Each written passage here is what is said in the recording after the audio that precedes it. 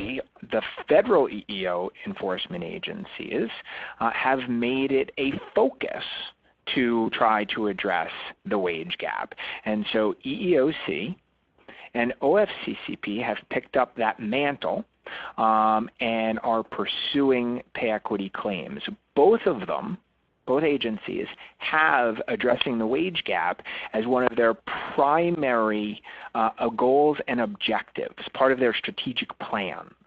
And even with a changed administration, that isn't changing. Right? So while some of the methods and approaches that these agencies might take towards tackling the pay gap may differ from what we've seen in the previous administration, their focus on this issue remains unfazed and unchanged. So where else are employers seeing this pressure coming from? Well, they're seeing it from their shareholders, all right, so the public space. Many employers, if you're part of a publicly traded organization, you have shareholders. Sometimes we have to answer to those shareholders, and there are activist shareholders out there, organizations who demand that the organizations that they own shares in take a conscious approach or conscientious approach to any number of social issues, but the one we're most interested in here is compensation. And so there are activist shareholders out there who buy up blocks of stock and then approach a board and say, what are you doing about pay equity?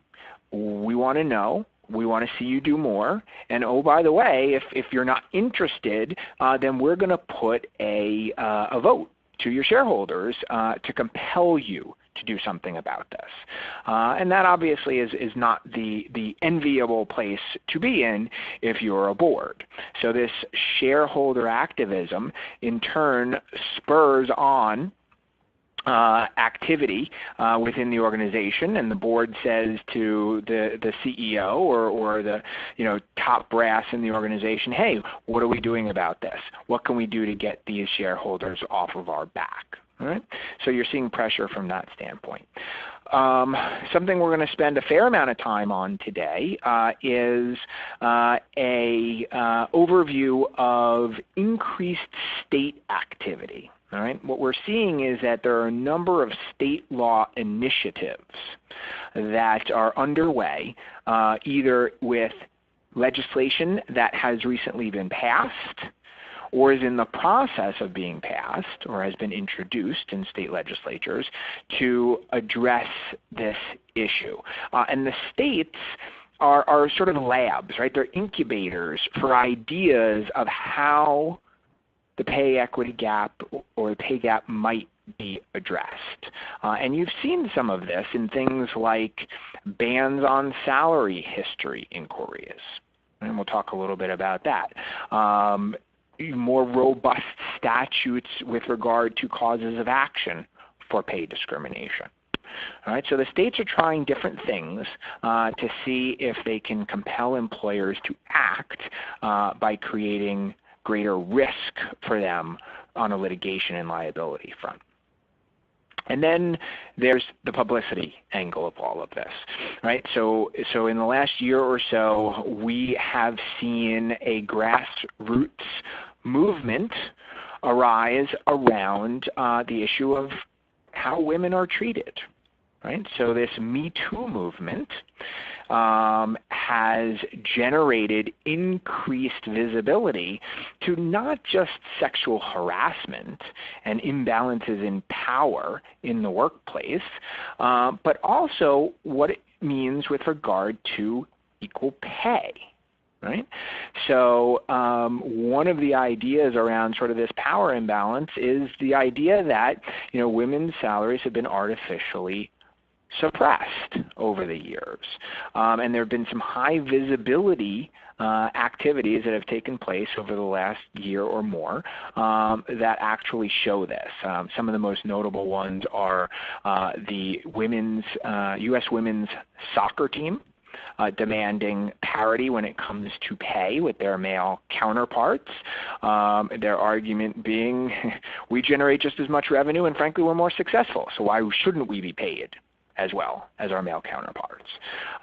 But even things that have worked their way into advertising, right? Television advertising. One of my favorites in this regard is there's a deodorant commercial where there is a young lady who is talking to herself in the mirror in the restroom, trying to work up the courage to go into her boss and demand a raise, basically.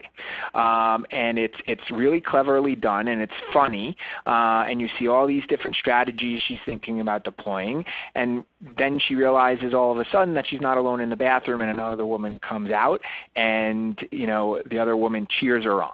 Right? So we're seeing it soak into the general public realm.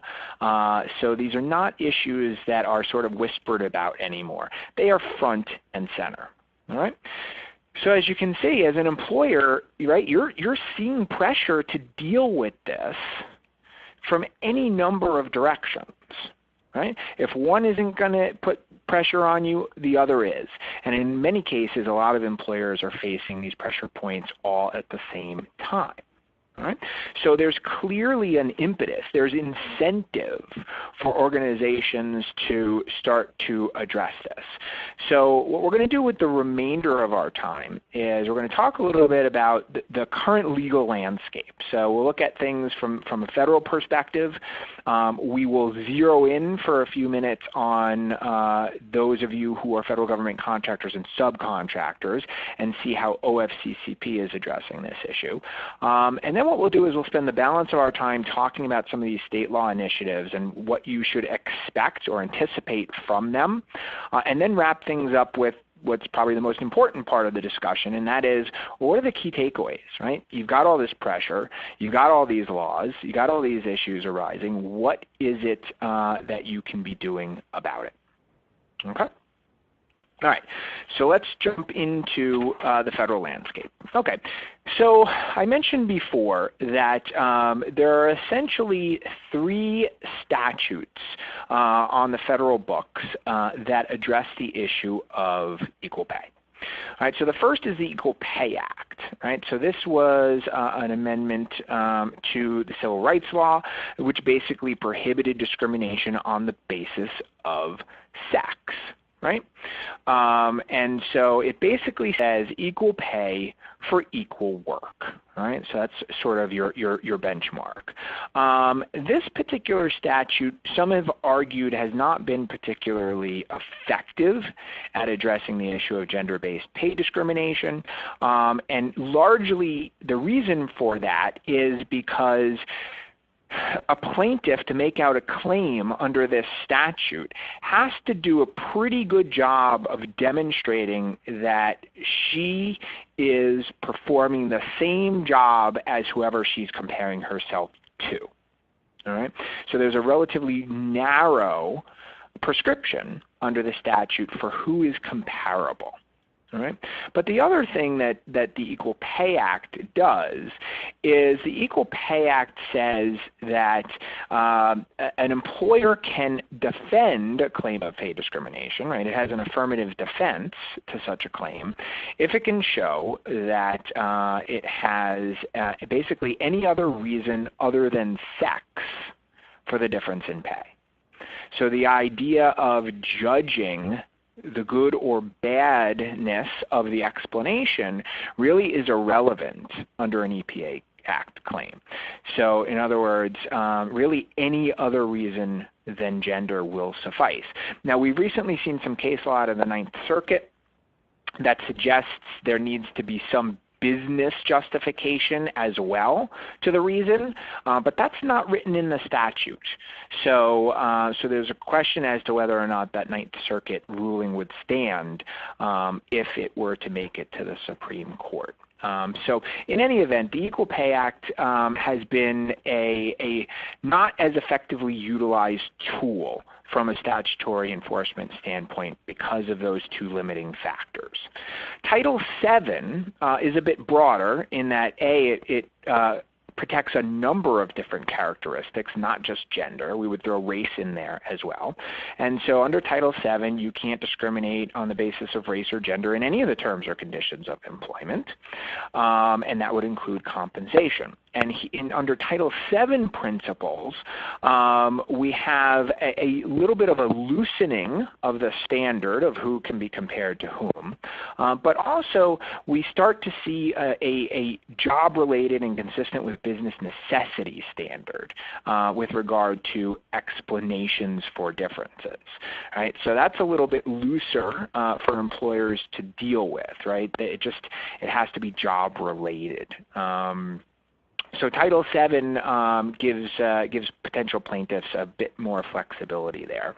And then lastly, we have Executive Order 11246. And again, this is explicit to federal government contractors and subcontractors. Just like Title VII, this prohibits discrimination on the basis of race or gender in any terms or conditions of employment, including compensation.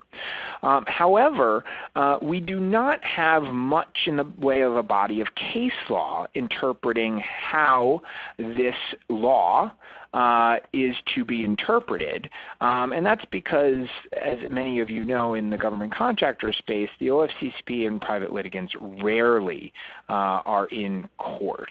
And so as a byproduct of that, we don't see a whole lot of explanation of what all of that means. So what's the upshot? The upshot is who's ever in charge at OFCCP, right? So depending on whether or not you have a Democratic or Republican administration, oftentimes greatly dictates the way that the agency is interpreting its own law. And that doesn't make for great consistency, unfortunately, but that's the way things work. So we're going to do a little bit of a deeper dive in just a few minutes in terms of what OFCCP has been up to in this regard. But again, this is just a summary of the statutes that are currently on the books as it relates to federal law. All right, so what's EEOC been up to, right? So EEOC enforces Title VII, and what we can see is that when EEOC receives charges of discrimination, right, in the overwhelming majority of cases, they look at the papers, both of the claim and the response from the employer, and they determine that there's no merits to the case, and they issue a right to sue letter. Right? But that's not always the case. Oftentimes, EEOC will determine that there is some basis for the claim, and they might try to mediate that. They might try to directly settle it between the parties. Or in a worst case scenario, if there's merit to the claim and they can't resolve it, they'll actually bring enforcement litigation. And so they'll step into the shoes of the individual bringing the claim and act as their attorneys. And what we can see here is a general uptick in the types of Equal Pay Act claims that EEOC is showing, right? So the number of charges generally is up from 2014. The number of merit resolutions is up, as well as the monetary benefits. That's probably the biggest uptick that we've seen since 2014, going from $6.2 to $9.3 million. So what is this indicative of? Well, it's indicative of two things that we discussed with the opening slide, right? One is a greater awareness of the wage gap amongst people who could bring claims, but also it's part of EEOC's strategic enforcement initiative and has been for a number of years. So these numbers were slowly creeping up as a result of those two things. In terms of litigation, right, we have another reflection of these trends. In 2014, we only had a couple enforcement suits, whereas in 2017, we're in double digits, right? So this means that again, EEOC is more conscious of these types of claims and therefore is pursuing them more often, but they're also willing to litigate more often than they have in the past, right? EEOC sees litigation as a last resort. right? They only have limited resources. They're only going to go after the cases that they think are most important for them. And this is an indication of how Equal Pay Act claims, right, pay discrimination claims, has become more of a priority for the agency. All right. Some of the common elements that we're seeing in these types of claims is, one, high visibility. I mean, there's not a week that goes by that I don't come across some high-profile litigation that's out there related to pay. Just this morning, we saw a class action pay discrimination claim filed by a partner at a very prestigious white shoe law firm, brought by a law firm that specializes in class action civil rights litigation, in particular pay discrimination cases. All right? So these cases, especially when filed as a class action, tend to get press coverage, so therefore they're high visibility. We don't see that these are really limited to any particular industry, although the industries that unfortunately have been in the crosshairs more frequently than others in recent years have been the technology and finance sectors. But we do see these claims all over the place, including, looking no further than my own industry, the legal industry. Class actions is another hallmark of these types of cases.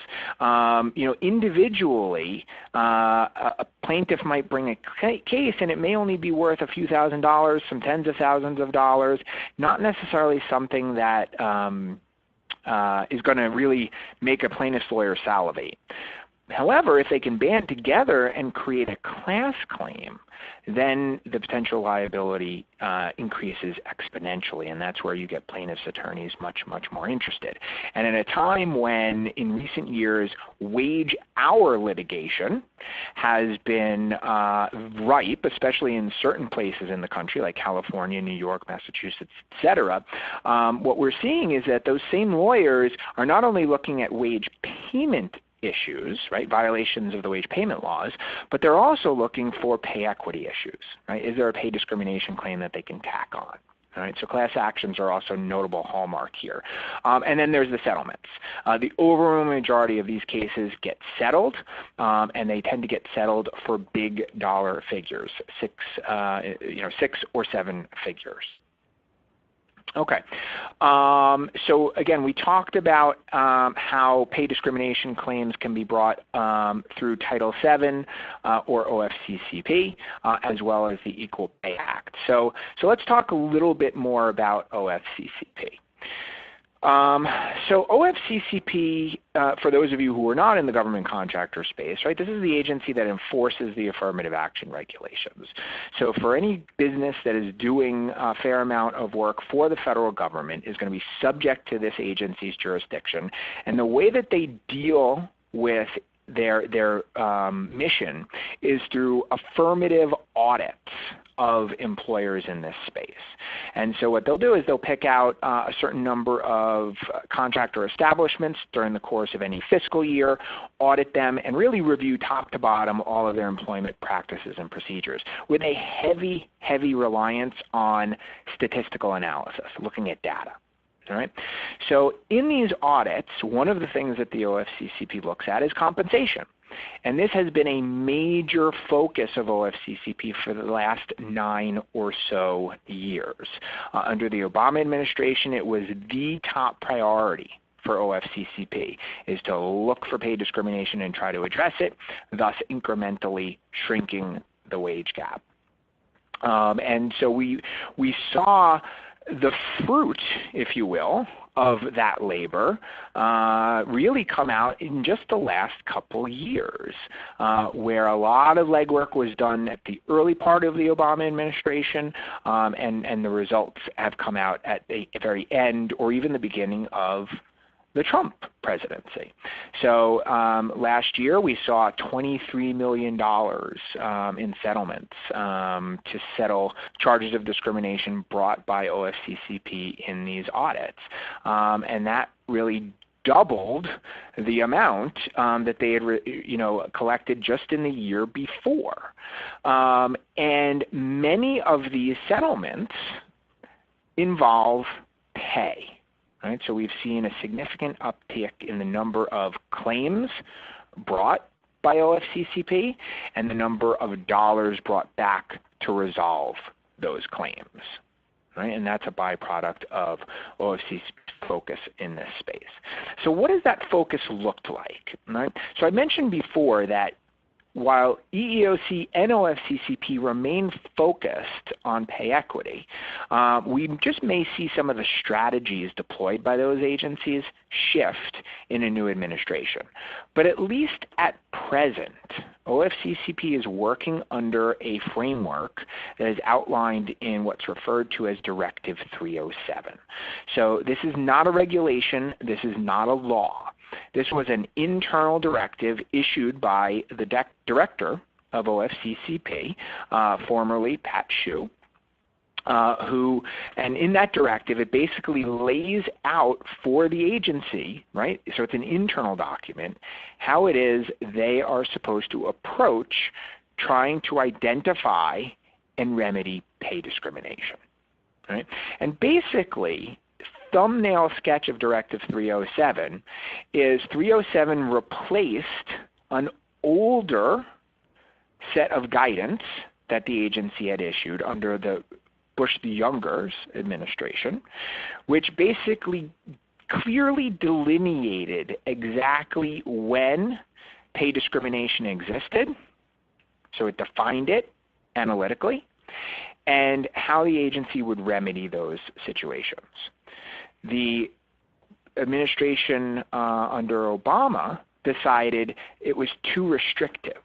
So Directive 307 decided to expand the way that OFCCP would look at this issue. Right? So it provided the agency with more tools in their toolbox, if you will.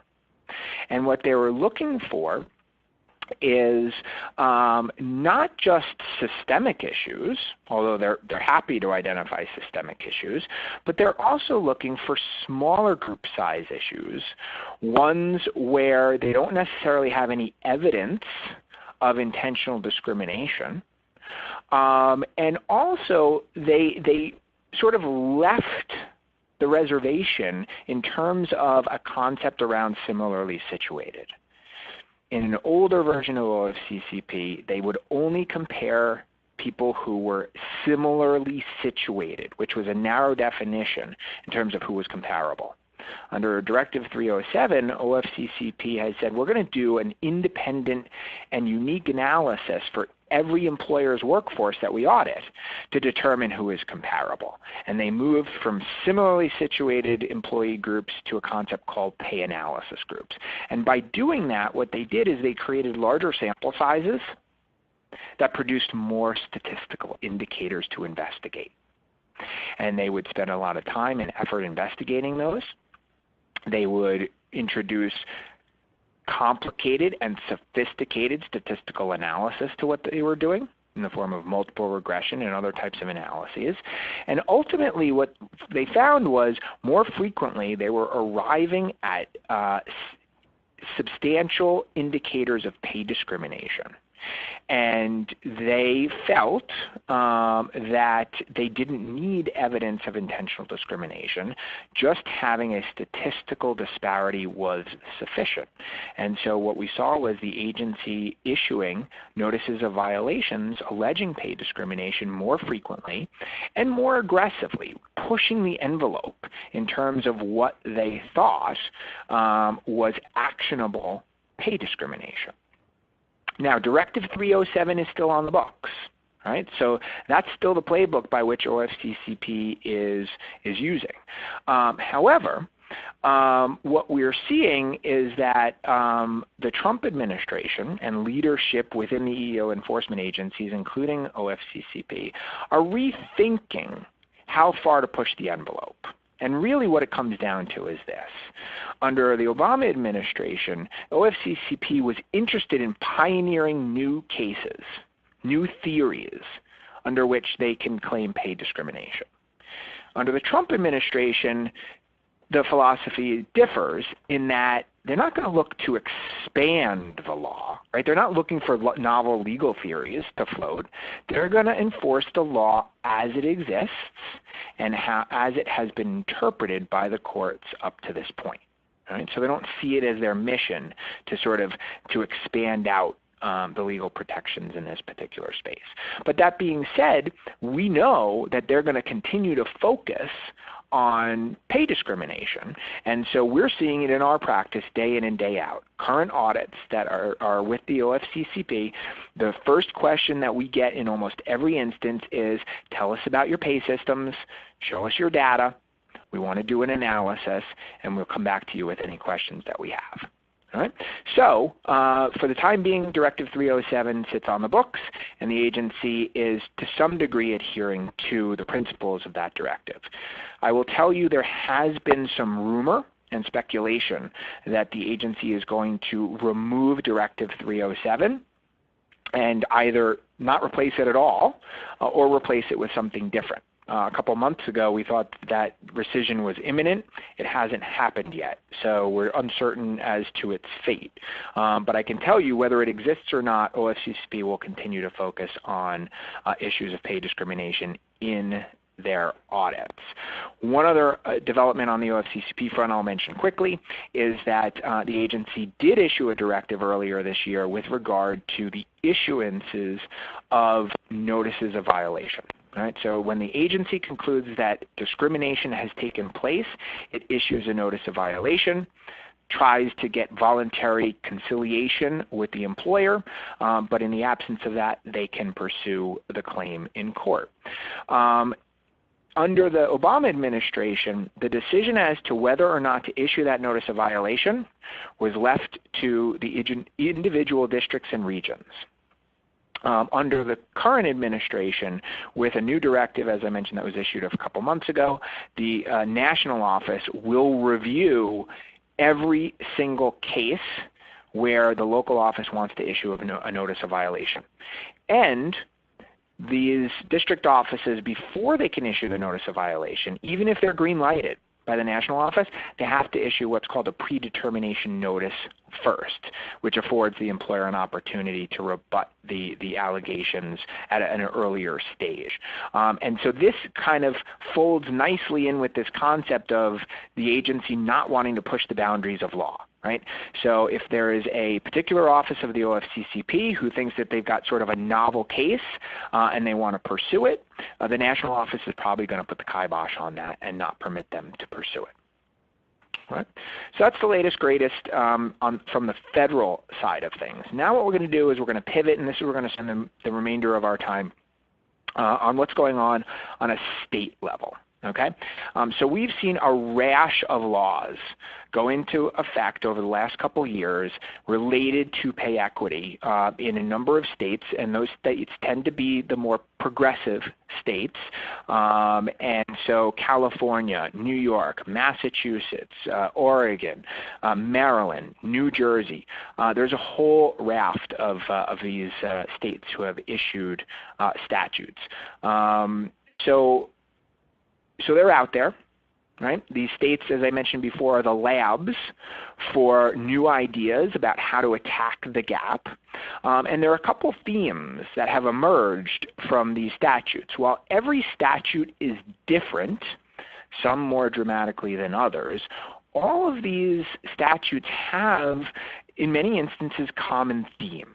Right? And that's not surprising, because what you have is progressive groups who are writing these statutes and getting individual legislatures to introduce them. So there's a fair amount of copycatting that's going on here. And here are the major themes that are emerging.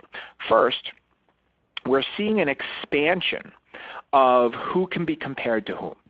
Right? So you remember I was talking a little bit earlier about how the Equal Pay Act tends to be fairly narrow in terms of who can be compared to whom.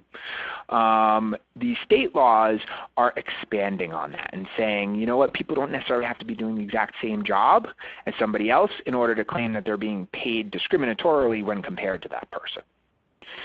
Second, we're seeing a restriction on the reasons that would be acceptable to explain a pay difference. All right. So again, this is critical, and it ties back to something I mentioned earlier under the Equal Pay Act, where any reason other than sex would serve as a legitimate reason. We're seeing the introduction of this concept of bona fide reasons for the differences. Third, we're seeing an expansion on the damages that are recoverable. All right, so we're incentivizing cases. Next, we see protection for employees against retaliation for talking about pay. Right? So this is kind of important because one of the things historically that has gone on is people didn't talk about pay. So they didn't really know whether or not they were being paid discriminatorily. They didn't know what their colleagues were making. Well, those barriers are being broken down first generationally. Right? With the millennials, we're seeing greater willingness to discuss these sorts of things. But we're also seeing the states saying, even if they want to, you can't discipline them for doing it. You can't restrict them. All right, next theme we're seeing emerging is this concept of banning inquiries into prior pay. Right? The concept there is there are studies out there that suggest because women make less than men in the workplace, right, vis-a-vis the wage gap, that if we are largely relying on what they earned before in order to determine what to start them at, then we're just perpetuating that wage gap. So get rid of that factor. And then lastly, these statutes are meant to put fear into you. Right? They're meant to scare you into action. Right? So they're encouraging proactive self-critical analysis. All right, so let's explore each of these in a bit more detail. All right, so equal pay for, well, what kind of work? Right? Under the Equal Pay Act, we talked about equal pay is for equal work, people doing the same job. These state laws are changing that paradigm and saying, well, they just have to be kind of similar to one another, right? Substantially similar or comparable to one another. You know, a classic example of this might be in the hospitality industry, where you have janitors at a hotel property and you've got housekeepers at a hotel property. Well, those job duties in large part might look very, very similar to one another. One is working in common space and one's working in the rooms, but is there really a business justification for paying them differently? Not quite sure. So they might be comparable to one another under one of these state statutes, even though they have a different job title and a different job description.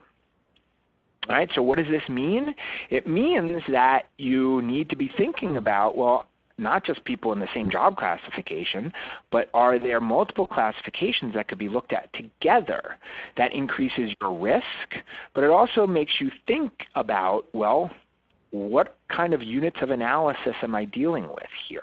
Am I dealing with outside of the specific establishment? Am I talking about across state lines? Right? So there are a number of factors now that we need to consider a little bit more critically when it's who can be compared to whom. All right, so in terms of defenses, right, so again, these states are started eating away at some of the defenses that an employer may have relied on in the past, right? So no longer can we say any other reason other than the protected characteristic, right? It wasn't because of their gender, it wasn't because of their race, it was because of this, that, or the other thing, to the concept of it has to be a bona fide reason, right? So, you know, we'll take a silly example. Let's say you had an employer who, you know, it's a family-owned business, and the grandfather is the patriarch and the chairman or CEO of the company, and he's got a streak of nepotism in him. He loves hiring family members, and it just so happens that his family members tend to be majority male.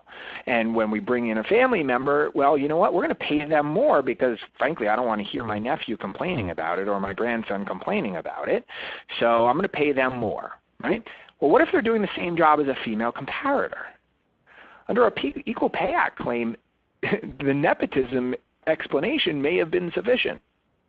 However, under the concept of bona fide, probably not so much, right? Because it has to be somehow legitimized by a business justification. Right? So what we're starting to see is an eating away at the defenses that are available to employers. And that's important because in some cases, I'll take Massachusetts as an example, is they actually give a finite number of reasons that an employer can use to explain a difference in pay. All right. So I've given you some examples of some of the things that the states explicitly say can serve as a defense, and in some cases are the only ones.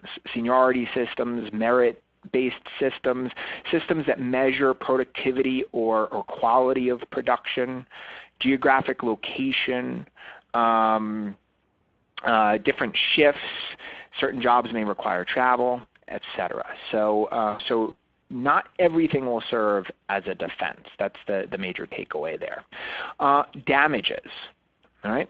So under the statutes historically, there may not always have been a whole lot of damages available to plaintiffs. States are starting to increase the damages that are available to plaintiffs. And why are they doing this? They're incentivizing plaintiffs' lawyers to take the cases. So they're essentially outsourcing the state's ability to micromanage the pay practices of all employers, and they're saying, hey, plaintiffs' lawyers, you're going to be our enforcement arm, and we're going to incentivize you to do this by allowing you to collect additional damages and fees, therefore making it more lucrative for you. So that's an interesting trend that has come out here.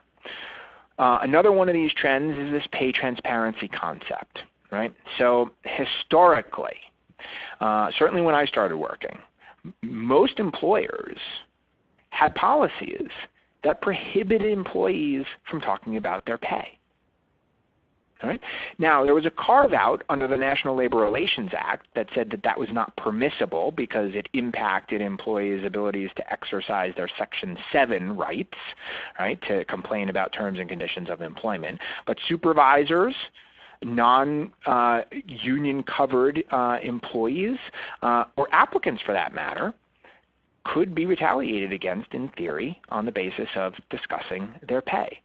So what has happened is, in an effort to make everything more transparent, many of these state laws, along with OFCCP, have said you cannot restrict employee or applicant ability to discuss this information. It doesn't mean that you have to share what everybody's earning. However, if somebody starts asking about what other people are earning or talking about it with their colleagues, you can't discipline them. All right? So similar to the idea of transparency, there's the concept of salary history, right? So is salary history history? Well, a number of these states have instituted bans on you asking about what they made at their prior job. You may be able to ask for their salary expectations, but you can't ask them what they were earning before. So both states and cities have done this. The one that's most interesting at the moment, and I'll digress for a moment into this case, is Philadelphia, which was sued by the local Chamber of Commerce, saying that that prohibition was unconstitutional. And they got kind of a split decision. The statute actually said, A, employer, you're prohibited from asking about what they were making at their prior job, and B, if you find out, you can't base your decision on their prior salary.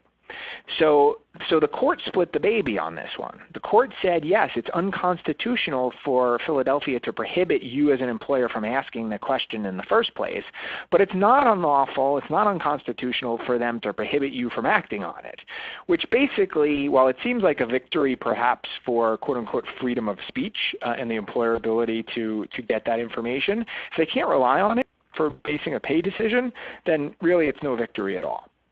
So we'll have to keep an eye on that litigation, because if ultimately the Chamber of Commerce is successful there, then I think what you'll see are some copycats in terms of other challenges in other states and cities. All right. So these salary history bands do differ from jurisdiction to jurisdiction. So if you fall into one of the jurisdictions that have a salary band, do get yourself familiar in terms of what you can ask about and what you can't ask about. And importantly, when you're permitted to rely on information that you do obtain, especially if it's obtained lawfully. All right, so the last of these themes is this concept of what's called a safe harbor, right? So this is the idea of incentivizing self-critical pay analysis. And so the concept here is, again, states can't go after every employer, review their pay practices, and micromanage them. So they need to find a way to try to attack the gap. And one way they've done that is to incentivize lawsuits by getting plaintiffs' lawyers more interested in these types of claims. But the other way that they're trying to do this is trying to get you to perform analysis. So some states have taken the notion that, well, look, if they're scared enough, they'll do it. So we don't have to offer any incentive other than a big stick. Right? But other states have decided we're going to offer carrots as well. And so there are states out there that will afford either a total affirmative defense or a partial affirmative defense to a claim of pay discrimination if they have undertaken a pay equity analysis. Massachusetts is the most progressive on this concept. They offer a truly deep safe harbor. Right? So in this particular state, if you perform a reasonable analysis within 3 years of a claim being brought, that can serve as a complete defense to that claim. Right? So that's a mighty incentive for an employer to undertake that analysis, and that's exactly the idea. Oregon and Puerto Rico offer more limited safe harbors in that they will just limit some of the damages that are available if a person prevails on a claim. All right. So if you're in Massachusetts or have a substantial population in Massachusetts, this is something you definitely want to give some thought to. All right. So let's wrap things up in just the last couple minutes that we have. All right. So what are the key takeaways here? Right. There's no question that employers are under pressure from any number of directions when it comes to ensuring pay equity. Like I said, one or all of those reasons may impact you as an organization. So it is imperative that you start to think about how to get out in front of this. All right? So the first most obvious thing to do is to look at your compensation policies, practices, and procedures. Right? What are they now? What's the current state of affair? I perform pay equity analyses for employers every day all across the country. And what is really striking to me in many instances is employers who have virtually nothing in the form of written policies and procedures when it comes to pay. Right? That is a recipe for disaster because that means that you have no structure. And so you're not going to be able to afford consistent explanations for what's taking place. Right? But even if you have policies and procedures in place, not only knowing what they are, but also knowing that they're being implemented on a consistent basis, on any basis, is an important no. Right? Second, training is important here. All right? Employers, managers, people in position to make pay decisions have to be aware of the risk that's going on here. Most of the time they will tell you, well, I don't care what their gender is. I don't care what their color is. I'm going to reward people based on meritocracy. Right? We hear that all the time. But you know what? There is implicit bias in all of us in terms of the way that we conduct ourselves. And so just making managers aware of the issue is going to help avoid issues down the road, right? Because they'll be thinking about it. Plus, they'll understand just how important it is to you as an organization, right? And then the last item is conducting a self-critical analysis. Right? We are staunch advocates of employers conducting privileged periodic proactive analyses by constructing meaningful pay groupings that are consistent with federal and/or state law, controlling for those factors that should influence pay and are defensible under these state laws. If issues arise, addressing them in a proactive way, so taking care of them under your watch versus threat of litigation or agency action. And then setting up a process for monitoring this on an ongoing basis. All right, so periodically retouching this. I want to emphasize just real quickly here for a moment the idea of privilege. All right? Many employers do these types of analyses. They do not get their lawyers involved. And that's potentially problematic because it means that those analyses and the outcomes of those analyses are discoverable in litigation. Right? And that's something that in many cases you'd rather avoid because you don't want to share your dirty laundry in litigation. Now, for those of you trying to take advantage of a safe harbor, you still want to do it under privilege because you may or may not want to exercise your right under that safe harbor, depending on what you did with the results of your analysis. But don't forget, just because somebody, just because you can assert a safe harbor defense in Massachusetts, let's say, if somebody sues you under the Massachusetts law and federal law, then you know what? You may still want it to be privileged with regard to the federal claims. All right? So that's just something to consider, right? So get the lawyers involved. In-house counsel for sure. External counsel is a better enactment of the privilege, but that's something that you should consider anytime you want to perform these types of analyses. All right, so I realize that we have bumped up against the end of our time frame, but we can stay a couple minutes assuming folks have questions and they've been moderated by my colleague Rathin. But just real quick, couple of things. Sign up for our blog if you're interested in us pushing out any affirmative information on these particular issues to you at no charge, and we'll try to keep you advised of trends and developments. All right, and with that, thank you very much. Thank you, Matt. This is a wonderful presentation. We learned a lot, and as you know, every HR professional they have to wear many hats. You know, they do from recruitment to pay and everything in between and beyond. We at Jobfindah, we help them with recruitment, with outreach, with job posting, and so on.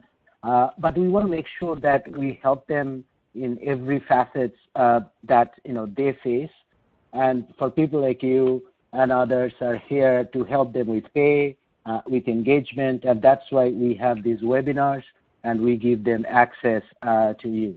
So once again, thank you very much for doing this. We are sorry we don't really have a lot of time for Q&A. What I would suggest is either to send Matt any questions directly, or if you want, you can also send them to me, and I'll forward to them.